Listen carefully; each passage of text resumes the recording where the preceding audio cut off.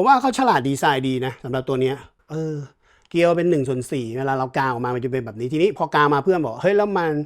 จะตั้งได้ยังไงมันจะมีตัวล็อกตัวนี้เห็นไหมเห็นตัวล็อกนี่ไหมปั๊บพอล็อกปั๊บมันจะค้ำเราจะใช้ไม้ invisible selfie stick อะไรก็ได้ขอแค่มีเกลียว1/4ซึ่งนี่ไงแล้วเวลาที่เราตั้งมันก็จะตั้งแบบนี้เลยแล้วก็เวลาเราจะเก็บเราก็แค่แบบบิดตัวที่ผมบอกเพื่อนๆเมื่อกี้เนี่ยตรงเนี้ยบิดปุ๊บนะแล้วก็พับเก็บเป็นไงโดยรวมเนี่ยสังเกตไหมมันสะดวกอะเห็นไหมวันนี้มารีวิวขาตั้งกล้องอเนกประสงค์ที่ต้องบอกเลยว่าผมก็เพิ่งเห็นนะเนื่องจากว่าไปซื้อไอ้ตัวInsta360 X6 มานะครับแล้วก็ทางร้านเขาแถมมาเป็นของเทเลซินก็เลยจะมาให้เพื่อนๆดูว่าหน้าตามเป็นยังไงนะผมประกอบร่างเข้าไปแล้วกับตัวนี่ Invisible Selfie Stick ของ Insta360 X6 ซึ่งเขาดีไซน์ใหม่แม้มันเป็นสีเหลืองๆนะมันฝืดกว่าเดิมมันดีกว่าเดิมโดยรวมผมบอกเลยแล้วก็น้ำหนักมันเบานะครับแข็งแรงกว่าเดิมนะฝืดที่ว่ามันคือสมูทนะก็คือแน่นนั่นเองออกแรงดึงอยู่พอสมควรสังเกตดูนะว่าเฮ้ยมันมีอะไรอยู่ตรงนี้อันนี้คือเทเลซินครับเห็นไหมเป็นเทเลซินที่บอกก่อนว่ามันสามารถกางเป็นขาตั้งกล้องได้นี่เป็นไงเมื่อก่อน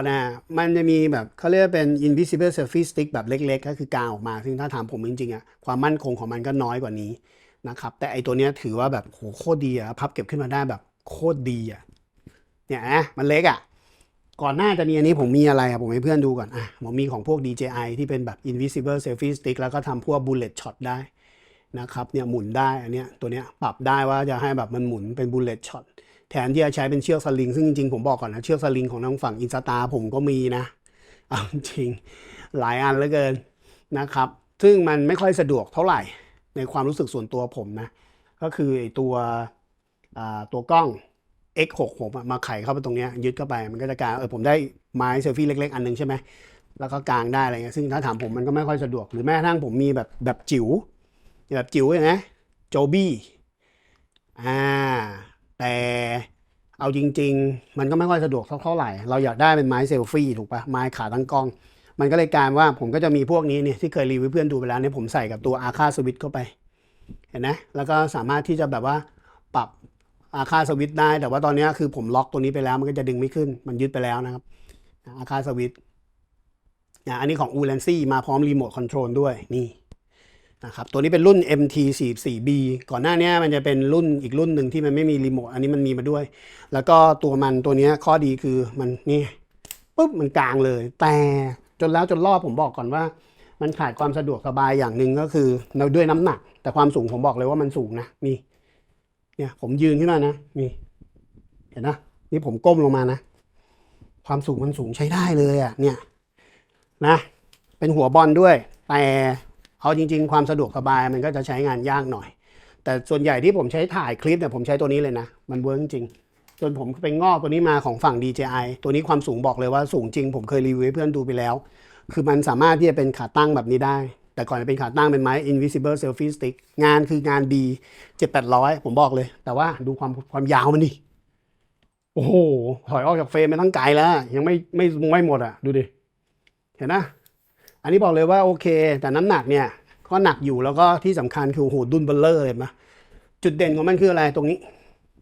กดปั๊บเด้งเลยนี่โอ้โหเป็นไงแล้วเป็นขาตั้งที่มั่นคงมากโดยส่วนตัวผมรู้สึกว่าไอ้นี่ถ้าจะต้องไปเที่ยวอย่างเช่นไปต่างจังหวัดหรือไปต่างประเทศเนี่ยผมว่าตัวนี้ตอบโจทย์มากที่สุดก็คือมันมีความมั่นคงแข็งแรงแต่ก็ยอมรับว่าเวลาเก็บใส่กระเป๋ามันก็ยาวอยู่นะจริงๆถ้าเทียบกับไอตัว MT44B เนี่ยนะไซซิ่งใกล้กันนะแต่อันนี้อาจจะดูเยอะไปหน่อยแต่อันนี้ก็ได้รีโมทนี่ได้รีโมทเอามาคอนโทรลพวกมือถือเพราะว่าตัวนี้มันจับมือถือได้ด้วยนะครับแต่ตัวนี้นี่ที่ผมให้เพื่อนดูไปเมื่อกี้นี่แหละเนี่ยเวิร์กจริงซึ่งหน้าตาเป็นยังไงผมแกะให้เพื่อนดูดีกว่าหน้าตาเป็นแบบนี้ตอนมาเนี่ยมันจะมาแค่นี้มาแค่นี้ปุ๊บอันนี้ผมว่าเขาฉลาดดีไซน์ดีนะสำหรับตัวนี้ของเทเลซินหลายคนที่เล่นแอคชั่นแคมน่าจะรู้จักนะครับงานถือว่าสวยเลยนะ อลูมิเนียมไม่ใช่พลาสติกนะอันนี้บอกก่อนไม่ใช่พลาสติกนะครับราคาขายใน Shopee อยู่300 กว่าบาทไม่แพงด้วยนะเกลียวเป็น1/4เวลาเรากางออกมามันจะเป็นแบบนี้ทีนี้พอกางมาเพื่อนบอกเฮ้ยแล้วมันจะตั้งได้ยังไงมันจะมีตัวล็อกตัวนี้เห็นไหมเห็นตัวล็อกนี่ไหมปั๊บพอล็อกปั๊บมันจะค้ำมันจะค้ำแล้วเพราะฉะนั้นเราจะใช้ไม้ invisible selfie stick อะไรก็ได้ขอแค่มีเกลียว1/4ซึ่งนี่ไงแล้วเวลาที่เราตั้งมันก็จะตั้งแบบนี้เลยตั้งแบบนี้เลยถามมั่นคงไหมผมยืดแบบสุดของตัวนี้ซึ่งตัวนี้มันมีความสูงอยู่114 เซนกลางกับพื้นเนี่ยโดยส่วนตัวผมมองว่ามันใช้ได้กว้างพอสมควรสำหรับฐานมันเนี่ยแข็งแรงอยู่แล้วก็เวลาเราจะเก็บเราก็แค่แบบบิดตัวที่ผมบอกเพื่อนๆเมื่อกี้เนี่ยตรงเนี้ยบิดปุ๊บนะแล้วก็พับเก็บเป็นไงแล้วมันก็ไม่ได้เกะกะที่สำคัญคืออะไรเนี่ยผมพับเข้ามาก่อนที่สำคัญคืออะไรตรงเนี้ยเวลาเรากางขึ้นมาเนี่ยสังเกตนะมันมียางกันลื่นด้วยเพื่อนๆเฮ้ยถือว่าเขาตั้งราคามาไม่แพงผมบอกเลยว่าถ้าอันเนี้ยเป็นชิ้นส่วนประกอบแล้วติดโลโก้ยี่ห้อ Instar 360เข้าไปหรือว่า DJI ไม่มีทางซื้อราคา300 กว่าบาทแน่นอนตัวนี้ผมว่าต้องมี700-800ขึ้นทันที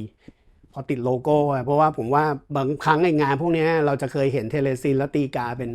เหมือนจะเป็นเทเลซินนั่นแหละแต่ตีกาเป็นอินสตา360ผมว่าเพื่อนเคยเห็นแล้วราคามันก็จะโดดขึ้นไปเลยซึ่งอันเนี้ยผมเชื่อว่าเดี๋ยวสักพักนะหนีไม่พ้น DJI หรือว่า Instar ต้องทำออกมาแน่นอนแล้วเป็น OEM เผลอๆผมไม่แน่ใจว่าจริงๆเทเลซินเองก็อาจจะเป็น OEM ของแบรนด์ไหนสักแบรนด์หนึ่งด้วยซ้ำเทเลซินอาจจะไปให้บริษัทที่ทำ OEM มาตีกาเป็นเทเลซินด้วยอันนี้ผมไม่รู้เพื่อนคนไหนรู้ก็คอมเมนต์บอกหน่อยแล้วกันโดยรวมเนี่ยสังเกตไหมมันสะดวกเห็นไหมอันนี้จริงๆผมชอบนะมันทำให้การใช้งานพวกไม้ invisible selfie stick ที่เรายืดเข้าหอกได้เนี่ยมันมีขาตั้งกล้องในตัวไม่ต้องไปซื้อไอ้พวกนี้มาเสียบเข้าไปซึ่งมันจะกลายเป็นว่าใหญ่นะผมให้เพื่อนดูนะสมมติผมใช้ตัวเนี้ยเป็นขาซึ่ง Instar ก็มีขายนะขาแบบเนี้ยเนี่ยประกอบเข้าไปเนี่ยมันได้ความสูงเพิ่มขึ้นก็จริงแต่ลองนึกภาพเวลาเราเก็บ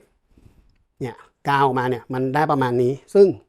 ถ้าเทียบกับตัวนี้ถามว่าใกล้เคียงกันไหมไอตัวเทเลซินกว้างกว่าด้วยซ้ำนะครับเห็นนะแล้วเวลาเก็บมันเก็บไม่ได้มันได้แค่เนี้ย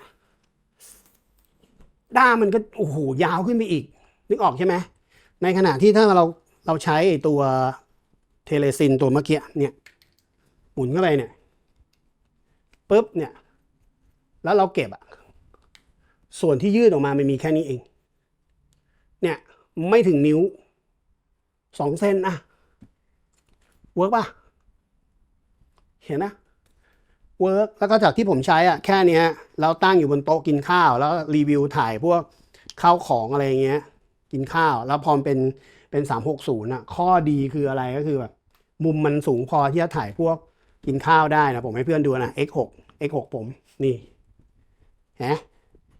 โอเคเลยเปิด InFrame 2.0 แล้วก็แบ็กอัพตัว360ไปด้วยเวิร์กมองเห็นจานข้าวมองเห็นหน้าเราทัศนวิสัยชัดเจนไมโครโฟนรับสัญญาณดีในระยะที่แบบเราพูดแบบนี้ไม่จำเป็นต้องใส่ไมค์เสริมด้วยซ้ำเนี่ยจริงๆผมว่ามันเป็นอะไรที่เป็นไอเทมที่คนแบบขาบล็อกควรจะมีเพราะว่าคุณจะวีล็อกอะไรยังไงก็ได้นะไอตัวนี้คือแบบเนี่ยคุณอยากจะยืดออกไปนะครับแล้วก็พับเก็บเพื่อนๆก็แค่นี้เองแล้วก็เราก็บล็อกได้แล้วเบอร์เพื่อนไหนสนใจดูที่ตะกร้านะผมทิ้งลิงก์เอาไว้ให้วันนี้ฝากไว้ประมาณนี้สำหรับ ECC 6395เหมือนเดิมนะครับชอบกดไลค์ใช่กดแชร์ไปไม่ได้กด subscribe กดกระดิ่งด้วยเพื่อนๆจะได้ทราบผมมีการไปละสวัสดีครับสวัสดีครับ